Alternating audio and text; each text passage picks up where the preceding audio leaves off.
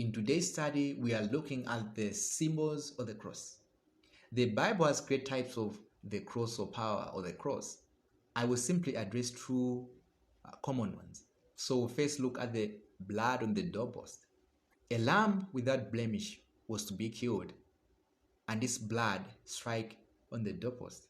We find this record on Exodus 12 verse 7 and 11. And they shall take of the blood and strike it on the two side posts, and on the upper doorpost of the house, wherein they shall eat. So what would happen if happen for doing this or not doing this? If they did as told, the Lord would come and pass over that place, because the blood on their door or on their house was a sign they are his, or that his are in. And if there was no blood, every firstborn in that house died. Exodus 12 verse 13. And the blood shall be for you a token upon the house where ye are. And when I see the blood, I'll pass over you, and the plague shall not be upon you to destroy you, when I smite the land of Egypt. So the blood of Christ is for us a token in this time, because by it we have been forgiven, and when the wrath of God shall be revealed, we shall be safe. Ephesians 1 verse 7 says, in whom we have redemption through his blood, the forgiveness of sins, according to the riches of his grace. And we are not destined for destruction, but heaven with the Lord. It didn't matter who was in the house, whether an Egyptian, whether a slave, whether a stranger, but if there was blood, the Lord passed over.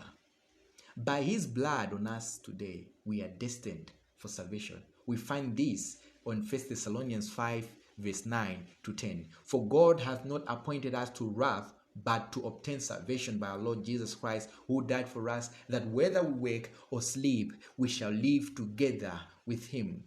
And Romans 5 verse 9 complements to say, much more than, being now justified by his blood, we shall be saved from the wrath through him. So you see, this symbol, this event of striking blood on the doorpost, as the Jews or as Israel was saved then, for us today which believe in God's provision of the blood of his son shed on the cross, we are considered his. If you can't find time, go on and read Ephesians 1 verse 13 to 14. And now we are going to look at the second example, brass serpent. So the Israelites, because of their sin, God sent them serpents.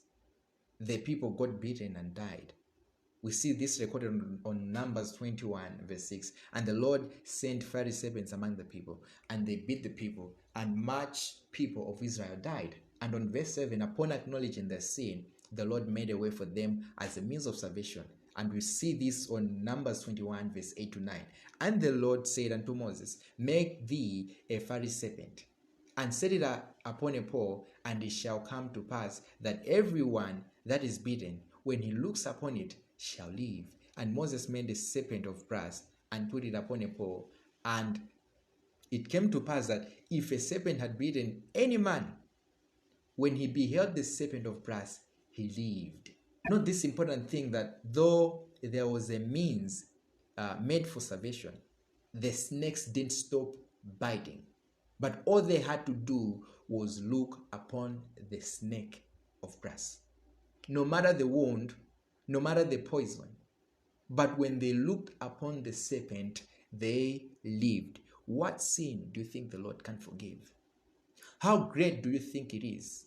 How many failures or addictions you think are too much that the Lord's abundant grace of God cannot manage? Just look upon Christ in faith that his blood paid for all sin. You will live, not just now, but forever with him, even if you die physically. They did not require first aid. They did not require to think about the pain, but just look upon the brass serpent. You think you need to manage yourself first, stop certain sins or addictions first? Just believe at the spot of hearing this message. The snake bite, after you have already looked at the brass serpent, will not be of any effect to your soul. Trust at the point of hearing this. The blood of Jesus was made payment for all your sins. You will live. The power of the cross is in saving of souls, not just making your life better. It's better for your life to remain miserable, but the cross to have effect on your soul and in your heart.